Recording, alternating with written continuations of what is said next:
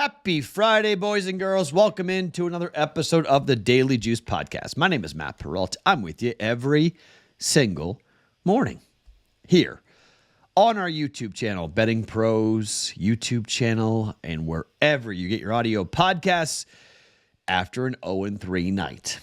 Yes, we show up when we go 3-0. Yes, we show up when we go 2-1. And yes, we show up when we go 1-2. Last night, we took a 5-4 mark and made it 5-7. We took a winning week and we turned it into a losing week, but we've got Friday, Saturday, Sunday. We're not dead yet. We have UFC 299 and we've got NASCAR and golf and NBA basketball, although the NBA under train has ended. No more of that. That was fun. Books caught up to that. Even the Brooklyn Nets went over last night. You guys, if you bet just my plays, I went 0-3. We had the Missouri State under, or in the craziest of crazy games. I don't know what happened to Missouri State. More on that here in just 1 second, but that game went under. So I was like, okay, we're off to a good start. And then 0-3 after that for me. If you throw in the Celtics under, I went 0-4 there. So it was a really bad night for me in terms of, I think I wound up going 2-7, I think, yesterday. So I got hit pretty hard yesterday. Not a good day. 0-3 on the official plays and not a good day at all. So let's try to have a bounce back day. Sometimes this happens, right? Bad day, good bounce back. So let's see if we can do that again here today. I got 3 college basketball plays, and it is a Friday. That means NBA player props. Either 2 or 4 NBA player props will be coming your way later today on the Discord channel. If you are not involved on the Discord channel, come on in. It's a lot of fun. BettingPros.com/chat is the free invitation to become part of the Discord. When you go on that Discord, look for the Daily Juice channel, and that is where I post the very fun player props. You guys love the player props on Friday. NBA player props on Friday, a good little change up for us here with the NBA coming at you every Friday here with the Daily Juice, which is being brought to you by omahasteaks.com/juice. That URL takes you directly to Omaha Steaks, where you guys can go and subscribe, and your first order gets 10% off and free burgers for life when you subscribe to the Omaha Steaks subscription service. Get there by going to omahasteaks.com/juice. All right, back to the Valley. There is a theory. I have multiple theories on how to bet this tournament. I've been betting this tournament for a long time. You wouldn't have known it yesterday. I went 1-3, but I have been betting the Valley tournament for a long time. Arch Madness. The theory is this. The team who plays in game 1, under in game 1, that hit. Only thing I got right yesterday. But the theory is the team that wins game 1, you then bet them in the first half in their next game, the next day, so Thursday to Friday, because they play the number 1 seed. They know they have a tough task ahead of themselves. Number 1 seed coming in, they haven't played yet on that court. The team that won last night, the one the game did, they're also used to playing in a dead atmosphere. Because if you're the 1 seed, your fans don't show up till the weekend. Because they assume that you're going to win on Friday morning or Friday afternoon, for noon, 1 o'clock Eastern. They just assume it, okay? So they say, okay, look, we're going to travel on Friday. We'll listen to the game, watch the game, and then we'll be there for Saturday and Sunday because everyone wants to be there when they win the championship. So it's kind of an assumed victory. So yes, there will be some fans there for the Sycamores, but not a ton. Here's the problem with the theory and why I'm not going to bet it, and why I think you should be a little bit careful with betting it. So I don't know if you watched the game or not yesterday, but Murray State, that was an all-timer in terms of just being horrific. Murray State was favored in that game, and Murray State lost 60-35. Murray State was down 27-14 at the break. They scored 14 points in the first half. They scored 35 points for the game. 60-35 they lost. The game went way under the 140 that I bet. But you look at the overall shooting for Murray State. They went 12 for 57. That's 21%. They went 2 for 20 from behind the arc at 10%. And they shot 9 of 16 from the foul line. That's 56%. Now, what did Missouri State do?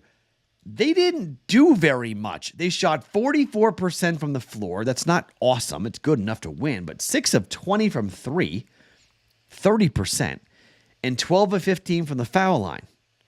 I mean, they had 11 turnovers in this game. Missouri State didn't play well. Missouri State just, caught Murray State on an all-time horrific game, horrific day. So I'm not going to do this. I am not going to, what you might go, well, Matt, you said bet the first half, because I assumed that Murray State would win. I assumed that the team that people thought was going to win would win, just because, I just assumed that it was going to be a better of the two teams. No, not what happened. What I am betting, I'm going to lay the 9.5 here with Indiana State. I think they're going to kill them. I don't think this is going to be a close game. I don't recommend the first half bet. On the road this year, Indiana State was 8-9. Missouri State was 9-8-1.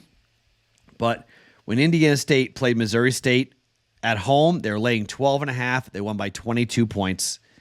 In the second game, they were laying 7.5 on the road, and they won by 2. Yes, it's hard to beat a team 3 times, blah, blah, blah, blah, blah. Indiana State knows it's go time for them. They've got to win Arch Madness to make the dance. They're not getting an at-large bid. They know it. Everyone knows it. They played Alabama. They lost by 22 points. They played Pepperdine and beat them, but they really don't have anything on their resume. Michigan State, they lost by 12. There's nothing that screams, quad 1 win type thing and get them an at-large bid. This is a 1-bid league for the Missouri Valley, and Indiana State wants it. I think they go and get off to a hot start here. I think they take down Missouri State. I'm going to lay the 8.5. Sorry, 9.5, 8.5 points. FanDuel, 8.5 points. Indiana State, minus 8.5 for 1.1 units. FanDuel has that number. Some are at DraftKings is at 9.5. Indiana State's at 8.5 at FanDuel. FanDuel, 8.5, 1.1 units. Indiana State, minus 8.5. Bet number 2. I'm going to buy the streak. Belmont is red hot.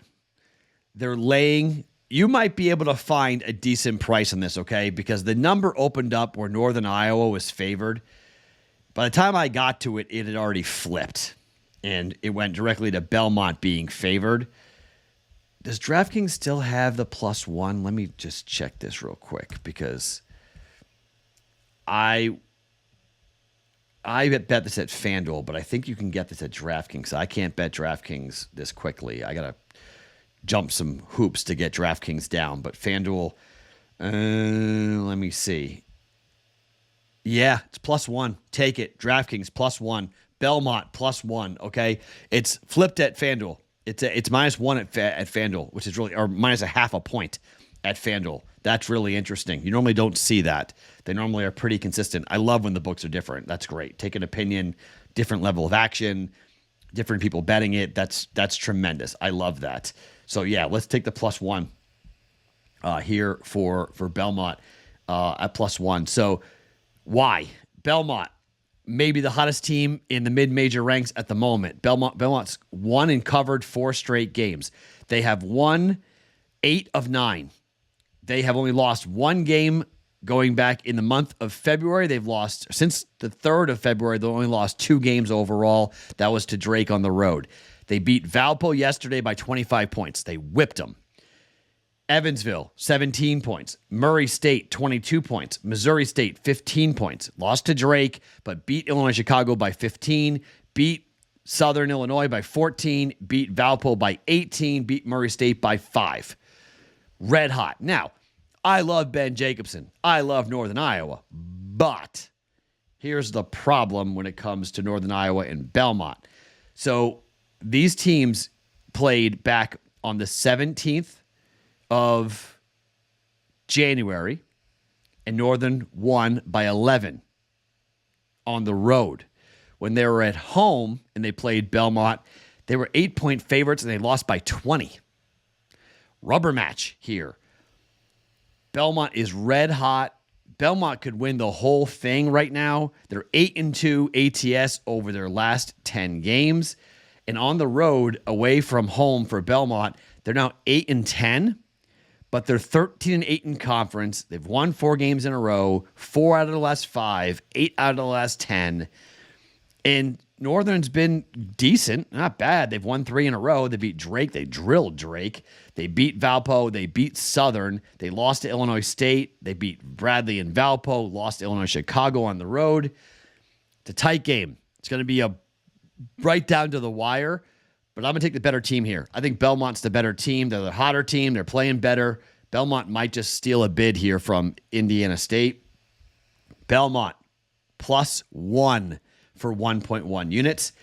And finally, we're going to go to Vegas. We're going to come out here to the West Coast Conference Tournament and take a look at a team that stunned some people yesterday with what they did in the first half of their win, which people were literally checking the score going, wait, is that right? Is that right? How's that possible? They destroyed Pacific. You want to talk about dead cat bounces? So the Pepperdine team found out that their head coach is fired at the end of the year. Lorenzo Romar is fired at the end of the year. So what did they do? They went out and played really hard for their coach. And they whipped Pacific by 59 points. 59. They covered by 49.5 points. Now we're turning right around. Same building. New opponent. It's San Diego. Remember how this tournament is built. It's all built for the 1 and the 2 seed to play in the final. They don't play till next Monday, okay? Think about that. Gonzaga and St. Mary's don't play till Monday. The tournament's off on Sunday. Then they play on Monday, and then Tuesday is the final. It's a really wonky tournament, the West Coast Conference Tournament here in Vegas. But I think Pacific's got a real good shot here. Now, I know, Pepperdine's got a real good shot here to beat San Diego. There is a 1.5 point number up. This number opened at, it opened at 1.5. So we're at the same number. Orleans Arena here in Las Vegas. Similar situation. First game for San Diego. Pepperdine played yesterday. Pepperdine likes the rim, obviously, because the rim's soft and nice, and they ripped in their first game. The numbers aren't pretty, but I think the firing of their head coach changes everything for Pepperdine. And I think they're going to go out there and play really hard. They're laying 1.5. Ken Pom has it as a 2-point win for Pepperdine against San Diego, who had a 3-game win streak snapped against Pacific for Senior Day. They were laying 10.5, and they won by 12. They beat Pacific for their last 3 wins. Pacific, Portland, and Pacific were the last teams at home against Portland, and on the road against Pacific. But when these teams played, they beat Pepperdine by 2 back on the 27th of January, and they lost at home to Pepperdine by 6, catching 1.5. I think Pepperdine, give me the dead cat bounce and the dead cat run here for Pepperdine. Laying 1.5, it's like Major League, right? What's left to do? Just go win the whole bleeping thing, right? Until they're running to St. Mary's or Gonzaga, I think it's smart to ride Pepperdine here and see how deep of a run they can make in the West Coast Conference Tournament. Pepperdine, -1.5 for 1.1 units. All right? So NBA player props, either 2 or 4, will be joining this card later today. BettingPros.com/chat. Indiana State, -8.5, 1.1 units. Belmont, +1, 1.1 units. Pepperdine, -1.5, 1.1 units for us here on a Friday. My name is Matt Perrault. Join me across all of my socials at Sports Talk Matt. This podcast every morning, The Daily Juice, being brought to you by OmahaSteaks.com.